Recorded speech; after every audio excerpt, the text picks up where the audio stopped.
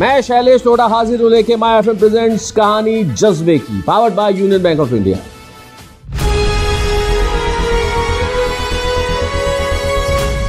नमस्कार मित्रों, मैं हूं आपका दोस्त शैलेश लोढ़ा कहानी जज्बे की के साथ। जज्बों की कहानियां बड़ी कमाल की होती है। समाज में एक वर्गीकरण ऐसा है जहां ऊंच नीच नहीं है, अमीरी गरीबी नहीं है, वो है सफलता और असफलता। और सफलता बड़ी वैयक्तिक चीज है, बड़ी सब्जेक्टिव चीज है। हो सकता है जो सफलता मेरे लिए वो आपके लिए ना हो, जो आपके लिए सफलता है वो मेरे लिए ना हो। लेकिन कुछ चीजें ऐसी होती है जो स्वाभाविक तौर पे सभी के लिए सफलता के मानक तय करती है। मैं अपने जमाने की बात करूं, जिस जमाने में मैं बैचलर ऑफ साइंस की पढ़ाई कर रहा था, उस जमाने में बहुत सीमित हमारे पास संसाधन हुआ करते थे, तो सीमित रास्ते हुआ करते थे। आर्ट्स ले ली, कॉमर्स ले ली, बहुत कम लोगों को ये जानकारी भी होती थी छोटे गांव में जहां से मैं निकला हूं कि हम एमबीए भी कर सकते हैं या चार्टर्ड अकाउंटेंसी भी कोई चीज होती है। ग्रेजुएट हो गए, वकालत पढ़ ली, जो सामने जो नजर आता था बिल्कुल वही कर लिया, उसके सिवाय कुछ नहीं। ये तो मैं कस्बों की बात कर रहा हूं, उनसे भी छोटे गांव जहां पढ़ाई के नाम पे आपने स्कूल तक कर लिया तो बहुत हो गया। ऐसा एक बहुत छोटा सा गांव जिसमें एक किसान परिवार, तिलावड़ा गांव, जयपुर जिले में, जयपुर से 20 किलोमीटर दूर, उस गांव में किसान परिवार, घर में माहौल खेती का, कृषक का परिवार। तो आप सोच सकते हैं कि किस तरह का माहौल होगा। लेकिन वहां एक बालक, वो न केवल अपने भविष्य को संवारने का जज्बा रखता है बल्कि उस राह पे, उस पथ पर चलता भी है। उस जमाने में उस छोटे से गांव से निकल के जयपुर आता है और पहली अटेम्प्ट में चार्टर्ड अकाउंटेंसी करता है। गांव का लड़का, चार्टर्ड अकाउंटेंसी जिसकी परीक्षा भारत में सबसे ज्यादा कठिन परीक्षाओं में से एक मानी जाती है। इंटर के दोनों ग्रुप, फाइनल के दोनों ग्रुप, 3 साल के आर्टिकलशिप के साथ वो पहली बार में उन्हें पास कर लेता है, जो कि 91 to 94 के बीच में मैंने उस जमाने में अपने बहुत सारे दोस्तों को देखा है 6, 8, 10 बार अटेम्प्ट करते हुए। मैं निश्चित तौर पे अपने व्यक्तिगत अनुभव से कह सकता हूं कि पहली बार में दोनों ग्रुप्स, दोनों ही इंटर और फाइनल कर लेना एक बहुत छोटी सी उपलब्धि नहीं होती। लेकिन वो यहीं नहीं रुकते, उसके बाद सिविल सर्विसेज का एग्जाम देते हैं, उसमें नहीं सेलेक्ट हो पाते, तो वो सोचते हैं कि मैं एक छोटे से गांव से निकल के आया और मैं चार्टर्ड अकाउंटेंट बना, क्यों ना मैं लोगों की सहायता करूं, उन बच्चों को बढ़ाऊं आगे, उन्हें पढ़ाऊं कि वो भी बन सके। तैयार होते हैं, करते हैं, बच्चों को पढ़ाने लगते हैं। उनको लगता है कि मेरा दायरा विस्तृत होना चाहिए और अपने दायरे को विस्तृत करते हैं। 2005 में विद्यासागर इंस्टीट्यूट नाम से एक इंस्टीट्यूट खोलते हैं और वहां एक वंचित निर्धन बच्चे के पिता की आंखों में टूटते सपने को देख के उनके जीवन का उद्देश्य बदल जाता है। वहां वो इंस्टीट्यूट खोलते हैं, फीस भी लेते हैं, सब कुछ करते हैं, जाहिर है। लेकिन एक बाप जिसने अपने बेटे को वहां एडमिट करा रखा है, जिसने अपने गांव की जमीन गिरवी रखी हुई कि उसका बेटा किस तरह सीए हो जाए, लेकिन वो असफल होता है, तो उसकी आंखों में जब टूटता सपना देखा तो आरसी शर्मा नाम के सज्जन सोचते हैं कि अब मेरा उद्देश्य इस इंस्टीट्यूट से फीस कमाना नहीं है, वो एक बाय प्रोडक्ट हो सकता है, लेकिन मेरा उद्देश्य ये है कि यहाँ जो भी बच्चा है वो चार्टर्ड अकाउंटेंट बन के निकले, वो पास हो, मैं उसके लिए पूरी मेहनत करूंगा, उसका सपना टूटना नहीं चाहिए। और आप देखिए 2012 में पहली बार भारत में फर्स्ट रैंक उनके इंस्टीट्यूट से आती है और इन 8 सालों में 6 बार, इन 8 वर्षों में 6 बार सीए की परीक्षा की भारत की पहली रैंक आरसी शर्मा जी के इंस्टीट्यूट, विद्यासागर इंस्टीट्यूट से निकली। ये उदाहरण ही अपने आप में बहुत है किसी व्यक्ति के जज्बे को बताने के लिए, जताने के लिए। और न केवल इतना है, ever highest marks in chartered accountancy का रिकॉर्ड भी इन्हीं के स्टूडेंट के नाम है। स्टूडेंट उसी राह पे चलते हैं जो शिक्षक उन्हें दिखाते हैं, और जब शिक्षक ऐसी राह दिखाए जहां उसका पहला उद्देश्य बच्चों को किसी भी तरह सफलता दिलाना हो, ऐसे शिक्षक का स्वागत किया जाना चाहिए। आइए हम स्वागत करते हैं आरसी शर्मा जी का। आरसी शर्मा जी, बहुत बहुत बहुत बहुत आपका स्वागत है कहानी जज्बे की में। तिलावड़ा गांव, छोटा सा गांव, किसान परिवार, कैसे सोचा कि मैं सीए बनूंगा? सर, मैं जब 10th की एग्ज़ाम मैंने दी थी, मैंने 8th की एग्ज़ाम दी थी, उसके बाद में हमारे टाइम में 9th के अंदर कॉमर्स या आर्ट्स स्ट्रीम ली जाती थी। तो जिनके मार्क्स अच्छे होते थे उसको कॉमर्स दे दिया जाता था, जिनके मार्क्स कम होते थे उनको आर्ट दे दिया जाता था। ये तो मेरी कविता की पंक्ति है। मेरी कविता की एक पंक्ति में ये है कि हमारे पिताजी जब मतलब उनका फिक्स था, मार्क्स कम है आर्ट्स ले लो और नहीं तो साइंस ले लो, या फिर अगर व्यापार करना है तो कॉमर्स ले लो। हाँ। मतलब ऐसा ही हुआ करता। तो उस समय कॉमर्स ले लिया जी। कॉमर्स लेने के बाद में जब 11th हो गया, 11th के बाद में हमारी ग्रेजुएशन स्टार्ट हो गई। तो ग्रेजुएशन के बाद में जब जयपुर आए तो उसमें मतलब लोग देखते थे क्या करें, कॉमर्स में क्या कर रहे हैं क्या नहीं करें, तो कुछ नहीं कहा था सीए भी हो सकता है। हाँ। आपको तब तक पता भी तो नहीं था? मेरे को तो उस समय तक पता ही नहीं था कि सीए भी होता है। कोई जो मैं बता रहा था कि हमें पता ही नहीं होता था। पता ही नहीं होता था। अब उसके बाद में फिर मैंने सीए में एंट्री ली मैंने 91 में, और 94 में मेरा सीए कंप्लीट हो गया जी। और उसके बाद में मैंने एक सिविल सर्विस की एग्जाम भी ट्राई की, आईएएस के एग्जाम के लिए, और उसमें सक्सेस नहीं हुए। उसके बाद फिर हम इस एजुकेशन लाइन में आ गए। अच्छा हुआ आप नहीं हुए। अगर आप सिविल सर्विसेज में पास हो जाते और चले जाते तो निश्चित तौर पर कहीं जिलाधीश होते या कहीं होते, तो इन बच्चों का क्या होता जो फर्स्ट रैंक ला रहे हैं? बिल्कुल फील्ड चेंज हो जाता ये जी। अब हमारा फील्ड चेंज हो गया है जी। फिर 2005 में विद्यासागर इंस्टीट्यूट का एस्टेब्लिशमेंट किया, जिसमें सारे सब्जेक्ट्स हम पढ़ाते हैं। और बिगिनिंग में हमारा टारगेट था कि मनी अर्न किया जाए, क्योंकि गांव से आए हुए हैं, पैसे थे नहीं। पैसा तो चाहिए। लेकिन मैंने एक मेरे पेरेंट्स थे, मतलब बच्चे के पेरेंट्स थे जो मेरे पास पढ़ रहा था, और वो बिल्कुल गरीब थे और अपनी ज़मीन गिरवी रख के और पैसा लाते थे और उसको पढ़ाते थे। और मैं देखता था कि वो कभी उसके लिए गेहूँ लेके आ रहे हैं, कभी उसके लिए कुछ दूसरा सामान लेके आ रहे हैं, कपड़े फटे हुए हैं। और एक दिन जिस दिन रिजल्ट आने वाला था उस दिन आए हुए थे और वेट कर रहे थे कि मेरे बच्चे का क्या रिजल्ट आता है। लेकिन जैसे ही रिजल्ट नेगेटिव आया तो उनकी आंखों में आंसू से टूट गए कि यार मैं क्या करूँगा, मेरी ज़मीन भी गई और ये कुछ हुआ भी नहीं।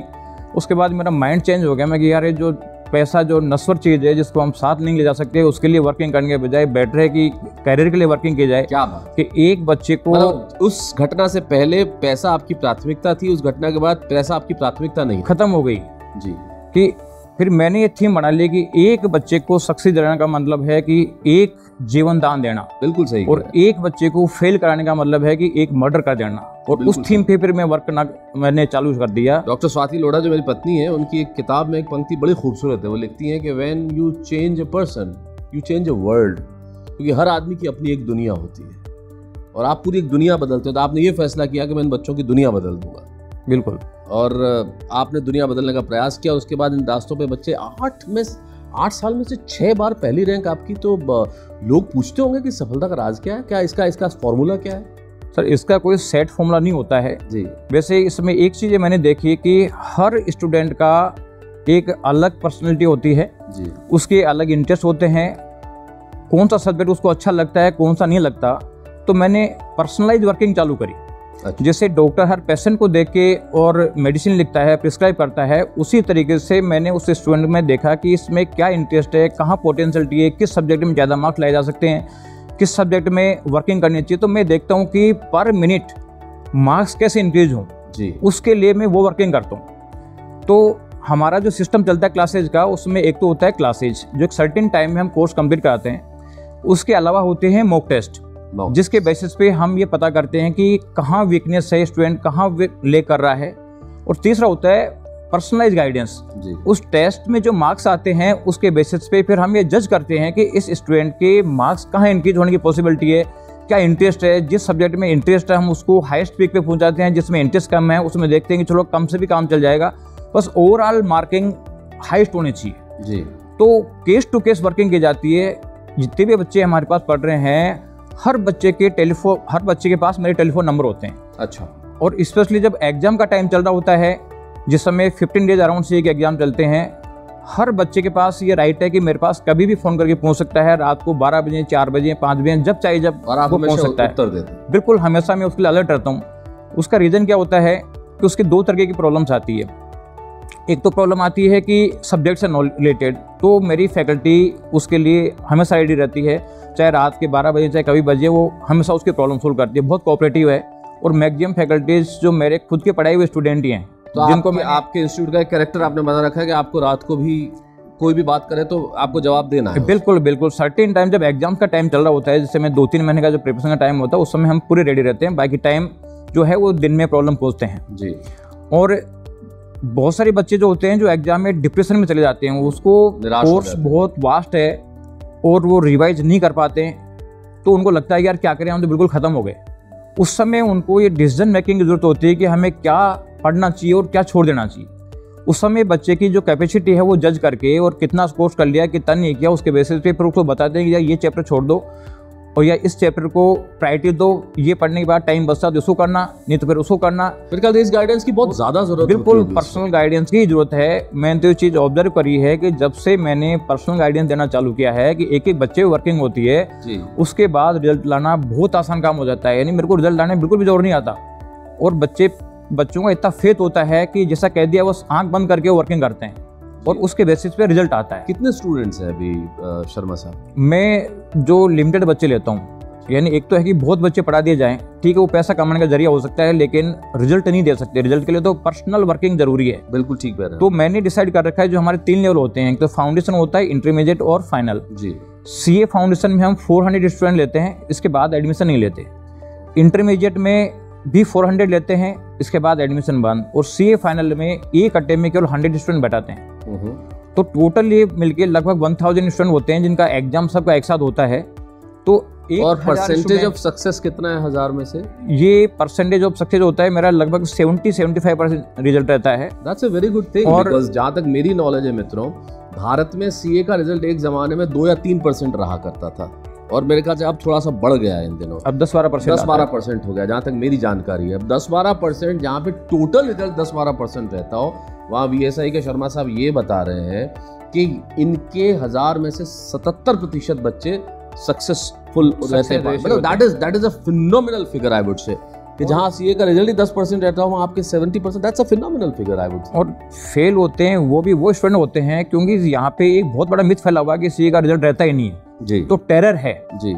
तो जो बच्चे टेरर में आ जाते हैं स्पेशली क्योंकि यहाँ वीएसआई के अलावा और भी उनके रोल होते हैं, फ्रेंड्स होते हैं, दूसरी जगह 2 दिन पहले भी रिजल्ट आया है मेरे ख्याल से, 2 या 3 दिन पहले। सीए का नहीं, वो सीए का नहीं, वो मेरे ख्याल से जेईई का रिजल्ट। हाँ जेईई का रिजल्ट आया है, उसमें सीए का नहीं आया। सीए का अभी 1 महीने पहले आया था रिजल्ट।